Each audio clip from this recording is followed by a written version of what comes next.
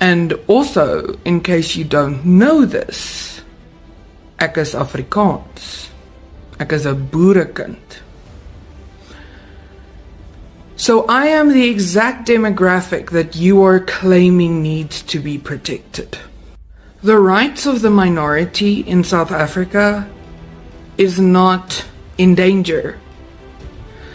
This fear that white people, particularly white Afrikaans people, have is that black people will do unto us as we did to them. But we still have the majority of the power in South Africa. And the thing is, once people start realizing this, and once people start going, hey, maybe we should rectify some of these things,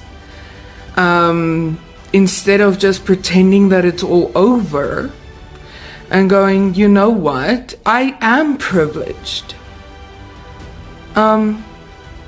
The fight's over.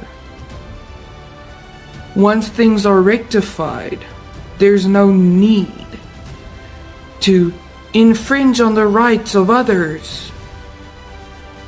The reason that we are still talking about this, and the reason that white people are so afraid of black people taking vengeance, is because white people know that things haven't been fixed. But they're also scared of things being fixed because they'll lose their privilege. You're not afraid of your rights being taken away. You are afraid of losing your privilege. As a matter of fact, I will be cancelling my membership with Afriforum. I'm tired of funding propaganda and fake news. Their agenda is clearly to destabilize our beautiful South Africa. Pity Elon Musk and Donald Trump are falling for this. This reflects the sentiment of many on X, formerly Twitter. Welcome to Inkari. It's time where we navigate life with purpose. Today, I want to talk about Afriforum, the so-called civil rights group that claims to stand for minority interest, but in reality fuels division and misinformation. From manipulating global narratives to pushing dangerous propaganda, their recent stunt with Elon Musk and Donald Trump proves how reckless and misleading their agenda really is. Let's unpack this. Afriforum says it wants Donald Trump to target top ANC leaders. That's after Trump did say South Africa's confiscating land and treating certain classes of people very badly. ENCA's Generally Belong spoke to Ernst van Zyl from Afriforum earlier. You've issued a statement asking Donald Trump, and you're saying that you are going to write an official letter to the United States government to request that the punitive measures that President Donald Trump wants to introduce against South Africa, and I quote, should rather target senior ANC leaders directly and not South Africa's residents, end of quote. You are basically asking Donald Trump to target ANC leaders. What does that mean for our country? Because this is the leaders of our country you're talking about. Yes, it means when you push through destructive policies that are going to harm South Africa and regular South Africans, you should face consequences for it. We want the international role players to target with sanctions South African politicians that push through evil and destructive policies, not to punish the citizens of this country. And that has always been Afriforum's stance. As I said, we have the receipts to prove it. You can go through all of our stances on this issue over the years. It's always been punish the politicians that are seeking to push through policy for their own personal agenda and their party's own agenda rather than for the good of the country, and that will bring about the change that's necessary in South Africa. Afriforum does not want to see the citizens of South Africa punished. We are already punished enough by the destructive laws that this government recklessly pushes through. We don't need more punishment. Afriforum's misinformation campaign. Afriforum and Elon Musk have convinced Donald Trump that there is a so-called white genocide happening in South Africa. But let's be clear, this is a complete fabrication. Crime in South Africa affects all races, and there's no government-led extermination of white farmers. This lie has been debunked multiple times by reputable sources. I really don't understand why so many people got excited about these videos about the farm attacks. Now let's just watch a small snippet of it first, right? We were seated together at the lunch table, so we never really got time to talk about the tweet. It was just an opportunity to shake hands, to say how are you and all that. But on the tweet itself, it was clearly misinformed. There are no killings of farmers or white farmers in South Africa. Now, if you actually zoomed in on this video, you'll see that the post that everybody was getting excited about was made in 2018. 2018, but that is important for the story that I want to tell near the end of this video. But the part that a lot of people are not going to like is the fact that Cyril actually wasn't wrong. There are no mass murders on farms, and there are no mass farm attacks. And I'm going to show you 3 reasons why. Now, I read a criminology research paper on farm attacks in South Africa. The first thing that stood out for me, so number 1, was the definition.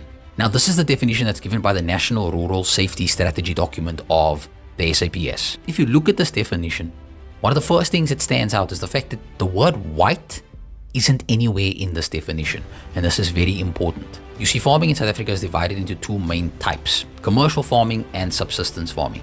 Now, commercial farming in South Africa is made up of around 30,000 plus commercial farmers, maybe 32,000 commercial farmers in South Africa. And those farmers, yeah, for the most part, they are actually made up of white farmers.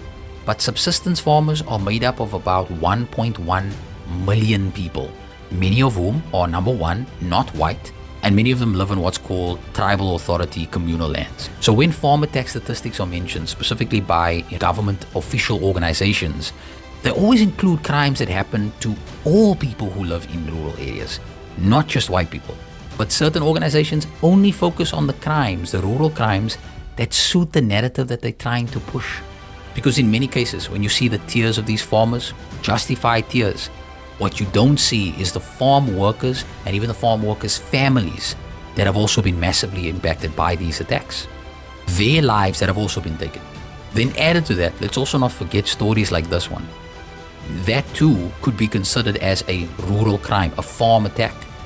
Now, number 2 is even more interesting for me because according to this paper, in the crime administration system, there is no special category for farm murders or farm attacks. So if a murder happens on a farm or anywhere else, it's all added up in one category of murder. Now, also according to the paper, there's roughly about 60 farm murders that take place every year. And that number is very important because we know as South Africans that on a daily basis, there are about 80 murders that take place every single day, which roughly works out to about 560 in a week. Now, out of that total number, only about 1.16 murders happens to someone that lives in a rural area or lives on a farm, whether they are white or not. So while these events are tragic and these tears are totally justified, I do not wish this on any person. These tears, though, are not any more special or any different from the tears cried by the other 560 odd people who lose loved ones every single week in South Africa. But now let's get to number 3, which is going back to that original post of Trump. Now remember I said that that post was made in 2018. I found this article appealing to the Australian humanitarian immigration program and asking them to give special concessions to white farmers. He claimed that in 2017, about 400 white farmers were murdered. Now, very interesting, the appeal that he made was in 2018, the same year that Trump made this post. But this claim was completely baseless. In fact, police statistics from that year said that there were 74 farm murders, which included both white and non-whites. Remember what I said about the definition? Even the Transvaal Agricultural Union said that in 2017 there were 84 farm murders, of which only 59 were white farmers. And the balance? Probably not important, right? Land expropriation without compensation. The truth. Afriforum has also painted South Africa's constitutional land reform policies as land grabs. But the truth, Land expropriation without compensation is a necessary step towards correcting historical injustices. It's about equitable land redistribution, not stealing land from white farmers. In fact, the process is legal, measured, and aims to ensure food security while addressing apartheid-era land theft. The consequences of their lies. But Afriforum's misinformation isn't just embarrassing, it's dangerous. By spreading these falsehoods on global platforms, they have triggered backlash. International investors now see South Africa as a politically unstable country, thanks to Afriforum's lies. And ironically, this will hurt South Africa's white-dominated private sector the most. So no, this is not a win for Afriforum. It's an own goal. Afriforum has finally gotten their way, or have they? They've managed to convince Donald Trump that there's a white genocide happening in South Africa, land grabs are going to happen under the new land expropriation policy, all of which are verifiably untrue. However, they have now poked the bear being Donald Trump, who has now posted on his Truth social media that he is going to take away all funding from South Africa, all trade deals, all funding, all aid, to punish us for this land expropriation bill, which has nothing to do with land grabs, just to be clear. Now Afriforum is freaking out because if Trump does that, if he takes away things like AGOA and other things that make our trading with America easier, do you know who suffers? White businesses. They're the ones who suffer, not the kind of ANC politicians that Afriforum was trying to get a dig at. So now Afriforum is coming out and saying they are going to lobby Donald Trump again, this time to say, no, please don't punish the people of South Africa, just the individual politicians. Can you just sanction them? It is so clearly a political play. And of course Trump fell for it. And of course it's backfired for Afriforum. And it's all farcical if it wasn't for the fact that it has real impacts and effects on us ordinary South Africans, who, by the way, are not out here killing white people in the street. The hypocrisy of Gareth Cliff and white privilege. Gareth Cliff, for one, has benefited immensely from South Africa's media landscape, spaces that were historically black. Yet, he chooses to side with an organization that actively works against transformation and equity. The hypocrisy is astounding. Afriforum's fear-mongering isn't about protecting minorities. It's about maintaining privilege at the expense of truth. That's why I refuse to support them any longer. And if you are still funding them, maybe it's time to ask yourself, are you financing a cause for justice or just paying for propaganda? Another tweeter wrote on X.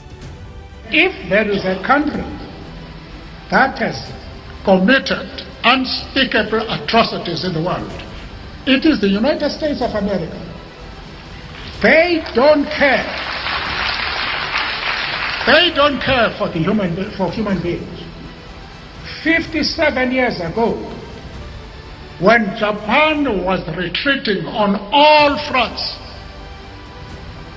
they decided to drop the atom bomb in Hiroshima and Nagasaki. Killed a lot of innocent people who are still suffering from the effects of those bombs. Those bombs were not aimed against the Japanese.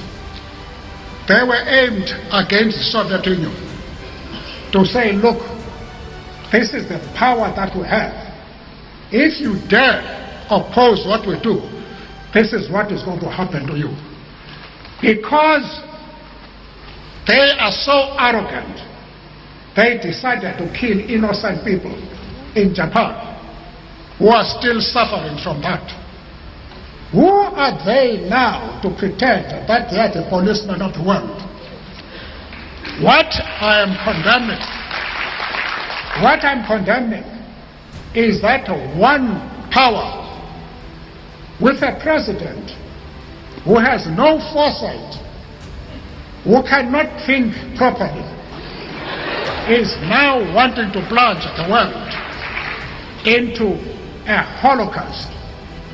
I encourage everyone watching to take action. If you are still subscribed to Afriforum's membership, I suggest you contact their debit order department and cancel it.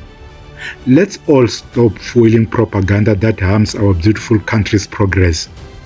Let's continue exposing the truth and build a better South Africa together. Thank you for watching and take care.